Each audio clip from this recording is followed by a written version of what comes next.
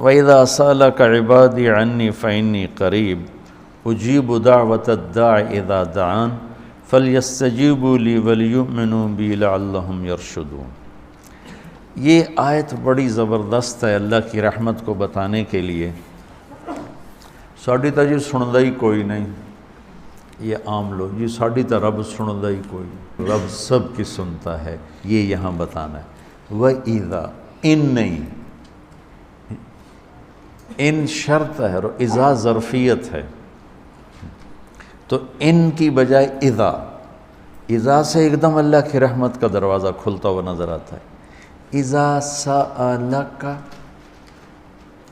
عنی پہلے ہونا چاہیے، عبادی بعد میں ہونا چاہیے۔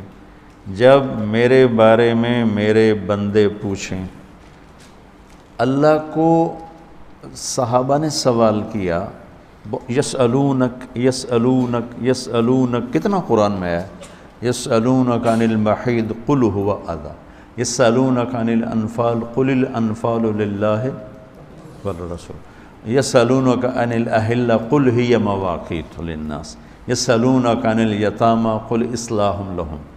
جتنے بھی صحابہ نے سوال کیے وہ آئے ہیں یسألونک، یہ آپ سے پوچھتے ہیں، ٹھیک ہو گیا؟ تو یا حبیبی یا محمد قل، آپ کہیے، یہ جواب ہے۔ یہ سارے قرآن میں طرز ہے، کوئی 14 کے 18 دفعہ یسألونک کا لفظ آیا ہے۔ صحابہ نے سوال کیا، اللہ کدھر ہے، قریب ہے تو مناجات کریں، دور ہے تو زور سے پکاریں۔ تو اس پر آیت یوں اترنی چاہیے تھی، یسألونک عنی، جیسے باقی آ رہا ہے سارے سوالوں کا جو لفظ آیا ہے یسألون، آپ سے پوچھتے ہیں، تو یہاں بھی ہونا چاہیے تھا آپ سے پوچھتے ہیں، عنی میرے بارے میں، قل تو آپ کہیے، ہوا قریب کہ وہ تمہاری قریب ہے۔ یہ میری بات سمجھ میں آئی؟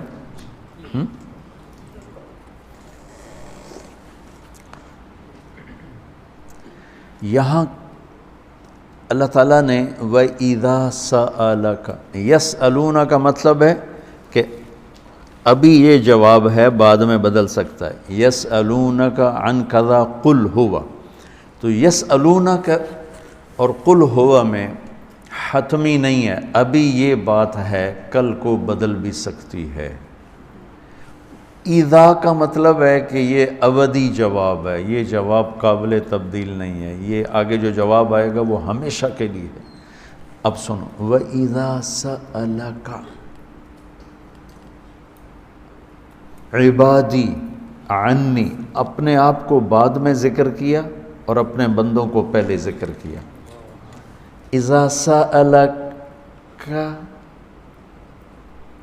الناس المؤمنون، یہ آ سکتا ہے نا، العباد، اذا سألک العباد، کیا کہا، عبادی، اللہ کو یہ سوال اتنا پسند آیا، اللہ کہ تم تو ہو ہی میرے بندے، میرے بارے میں اپنے آپ کو بعد میں ذکر کیا اور عبادی کو پہلے ذکر کیا۔ دعا تو ایک پکار، ایک فریاد ہے، عرش کو ہلا دے، اگر کوئی تڑپ کے اللہ کو دکھا دے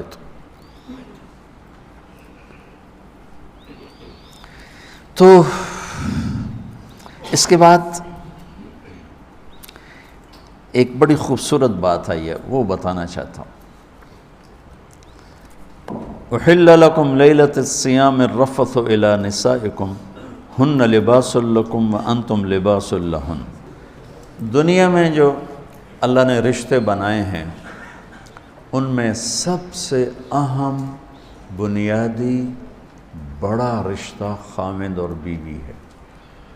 میں یہ کہاں سے بات کرتا ہوں، پڑھی ہوئی بات نہیں میری، قرآن سے استنباط ہے، اس طرح پر کہ والدین کے لیے چند آیات، بچوں کے لیے چند آیات، بہن بھائیوں کے لیے چند آیات، وراثت کے لیے 2 رکوع ہیں، اس میں سب کا ہی ذکر ہے، اور خامند اور بیوی کے لیے سینکڑوں آیات۔ اسی صورت میں، اسی پارے میں آگے جا کر 13، 14، 15 3 رکوع مسلسل خامد بیوی کہ جھگڑا ہو گیا ہے اور صلح نہیں ہو رہی، طلاق تک نوبت پہنچی ہے، تو اللہ نے طلاق دینے کا بھی طریقہ بتایا، اور خامد اور بیوی کے رشتے کے لیے پوری سورت اللہ تعالیٰ نے اتاری، اور سورت بقرہ کو بھر دیا ہے، سورت آل عمران بھری پڑی ہے، سورت نساء بھری پڑی ہے، سورت مائدہ بھری پڑی ہے، کہ 2 زندگیاں کس طرح خوبصورت انداز میں زندگی مکمل کریں، چونکہ یہ اس رشتے پر آگے نسل قائم ہوتی ہے، نسل وجود میں آتی ہے، تو اس کو سب سے زیادہ اللہ نے کھول کے بیان کیا۔ اور ہمارے نبی کی 11 شادیاں کا مقصد کوئی آپ کو عورتوں کی رغبت نہیں تھی 25 سال کا نوجوان 40 سال کی بیوہ سے شادی کرے، جو 2 دفعہ بیوہ ہوئیں، 1 دفعہ منگنی ٹوٹی، ورقہ بن نوفل سے منگنی ٹوٹی حضرت خدیجہ کی۔ منگنی ٹوٹنا بھی ایک قسم کا کہانی بن جاتی ہے، افسانہ بن جاتا ہے عورت کے لیے، کیوں ٹوٹ گئی۔ ابو حالہ سے شادی ہوئی، 1 بیٹا 1 بیٹی۔ ابن عابد سے شادی ہوئی، 1 بیٹا، ابو حالہ بھی فوت ہو گئے، پھر شادی ہوئی تو ابن عابد وہ بھی فوت ہو گئے، اور حضرت خدیجہ رضی اللہ تعالیٰ عنہ 40 برس کی عورت ہیں اور آپ 25 برس کے نوجوان ہیں، اور آپ ان سے شادی کر کے زندگی کے 25 سال ساتھ گزار دیتے۔ حدیث سنا دیتا ہوں، لمبی بات نہ ہو جائے۔ ما تزوجت وما زوجت الا بوحی من السماء نزل به جبریل۔ لوگوں، میں نے جہاں شادی کی، میں نے جہاں بیٹی کی شادی کی، پہلے جبریل نے آ کے اللہ کا حکم سنایا، پھر میں نے شادی کی۔ تو آپ نے 11 شادیاں کی، اللہ کی قسم میں کھا کے کہتا ہوں، زندگی سمجھانے کے لیے، کیونکہ نماز پڑھنا تو آسان ہے، 1 لوٹا پانی چاہیے، 10 منٹ چاہیے، تراویح بھی کوئی مشکل مسئلہ نہیں ہے۔ میں نے ابھی 2.5 پارے سن کے آ کے آپ کے پاس بیٹھا، چونکہ میں الگ سنتا ہوں، تو 1.5 گھنٹہ 1.25 گھنٹے میں، 55 منٹ میں، 50 منٹ میں، 1 دفعہ میں نے 10 پارے سنے، 2 دفعہ 10 پارے سنے، تو 5-6 گھنٹے میں فارغ ہو گئے۔ لیکن جو زندگی ہوتی ہے، جو شادی ہوتی ہے، وہ پوری زندگی کا معاملہ ہوتا ہے، وہ صرف وقتی کام نہیں ہوتا۔ صبح سے شام تک روزہ رکھا، فارغ ہو گئے، 5 دن میں حج کیا، فارغ ہو گئے، جیب سے نکال کے پیسے دیے، زکوٰۃ سے فارغ ہو گئے۔ لیکن میں نے زندگی کس طرح گزارنی ہے؟ کسی کی بیٹی میرے ساتھ جڑنے لگی ہے، اور عورت کسی کا بیٹا اس کے ساتھ جڑنے لگا ہے۔ اب یہ لڑکا کسی اور گھر میں ہے، لڑکی کسی اور گھر میں ہے، اس کی اپنی عادات ہیں، اس کی اپنی عادات، یہ دونوں کس طرح چلیں، اس پر قرآن نے سینکڑوں آیات بیان کی، اور یہ میرا المیہ ہے، میرا دکھ ہے، اور پوری قوم کا المیہ ہے کہ ہم نے لوگوں کو معاشرت نہیں سمجھائی، عبادات عبادات عبادات عبادات، جس چیز کی کوشش کی وہ وجود میں آ گئی۔ فقہ ہماری ضرورت ہے تو وجود میں آ گئی، اور تبلیغ کے لیے نکلنا، لوگوں کو اللہ کی بات سنانا ہماری ضرورت ہے، جب کوشش کی تو وہ چیز وجود میں آ گئی۔ اور تزکیہ ذکر کے بغیر نہیں ہو سکتا، صحبت کے بغیر نہیں ہو سکتا، جب اس کی کوشش کی گئی تو وجود میں آ گئی۔ لیکن ایک خلا باقی رہ گیا جس کو بولا نہیں گیا، کہ بیوی سے سلوک کیسے ہو، ماں باپ سے سلوک کیسے ہو، اولاد ہو تو بچوں کے ساتھ سلوک کیسا ہو، تو وہاں خلا آ جاتا ہے، وہاں وہ بالکل ایسے ہو جاتا ہے جیسے اس کو پتہ کیوں نہیں ہو، جہالت کی زندگی پہ اتر آتا ہے۔ تو میرے اللہ نے کیا خوبصورت انداز میں بات سمجھائی ہے، ہن لباس لکم، پہلے انہیں ذکر کیا، پھر تمہیں بعد میں ذکر کیا، وَأَنْتُمْ لِبَاسٌ لَهُنْ، پہلے ان کو لائے ہیں، بعد میں تمہیں لائے، پہلے عورت کو لائے ہیں، پھر مرد کو لائے ہیں۔ عام طور پر مجھے نا وہ اب تو میں ڈاک پڑھتا ہی نہیں ہوں تو موقع نہیں ملتا، لیکن ان میں خطوط آتے ہیں کہ آپ صرف عورتوں کے پیچھے پڑے، ان کے بیان کرتے ہیں حقوق کا، مردوں کے بیان ہی نہیں کرتے۔ میں دونوں بیان کرتا ہوں، لیکن عورت کمزور ذات ہے اور اس پر ظلم اور زیادتی کی انتہا ہے کہ خامن بدتمیز ہے، مارتا ہے، شادی کر کے بھی زنا کرتا ہے، تو میں اس کا علاج کیا کروں؟ وہ میرے سامنے روتی ہیں، چیختی ہیں، چلاتی ہیں۔ تو 100 کیس جب میں سنتا ہوں تو اس میں 95 ہوتے ہیں جو لڑکا اس کے والدین کی زیادتی نہیں ہوتی، ظلم ہوتا ہے، اور 5 ایسے ہوتے ہیں جس میں لڑکی اور اس کے والدین کی زیادتی اور ظلم ہوتا ہے۔ تو جو چیز زیادہ ہو رہی پھر اس کو میں زیادہ بیان کرتا ہوں۔ میں اسی معاشرے میں پروان چڑھوں، میں کون سا کوئی ہوائی مخلوق ہوں کہ میں کسی اور سیارے سے آ گیا اور مجھے پتہ کوئی نہیں۔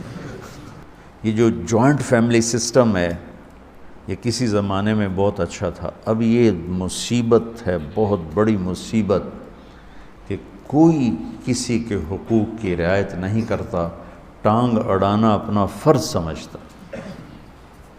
جیسے کہتے ہیں نا لوچ تلنا، لوچ تلنا، یہ لوچ تلے ہی تلے، اس تو بغیر وہ رہ نہیں سکتا۔ شریعت اس کا تقاضا کرتی ہے کہ بچہ بچی الگ زندگی گزارنا چاہیں تو ان کو والدین ان کو گنجائش دیں۔ اگر اس کی گنجائش نہیں ہے، مطلب میری شادی ہوتی ہے، میری بیوی مجھ سے کہتی ہے کہ مجھے الگ گھر چاہیے اور میرے پاس پیسے ہیں تو میں اس کو لے کر دوں گا، یہ اس کا میرے اوپر حق ہے۔ اگر میرے اتنی گنجائش نہیں ہے تو میں اس کو کرائے پر لے کر دوں گا۔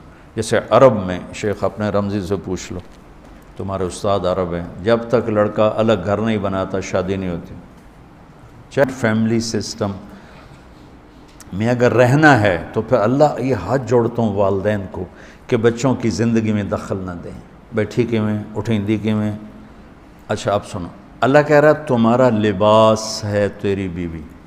یہ بتاؤ میرے اور میرے لباس کے درمیان کوئی حائل ہے؟ میرے اور میرے لباس کے درمیان کوئی دوسری چیز ہے؟ تو اس لباس کے لفظ میں اللہ کہہ رہا ہے کہ تیرے اور تیری بیوی کے درمیان کوئی دوسرا داخل نہیں ہونا چاہیے، وہ چاہے ماں ہو، چاہے باپ ہو، چاہے وہ بھائی ہو، وہ خالہ ہو، وہ ماسی ہو، جو بھی ہو، وہ نہیں داخل ہو سکتی۔ لباس کیوں کہہ رہا ہے اللہ تعالیٰ؟ تو میری ماں دے اگوں نہیں بولنا، تو میری ماں نے روٹی نہیں پوچھی، وہ پٹائیاں ہو رہی ہیں، مار رہے ہیں۔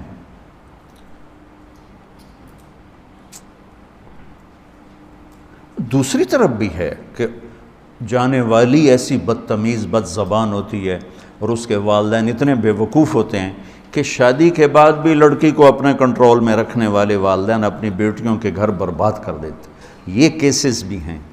شادی کر دی، اب خامد اور اس کو زندگی گزارنے دو، پیچھے سے ماں اس کے کان مروڑتی رہتی ہے تو اپنی بیٹی کا گھر خود ہی برباد کر دیتی۔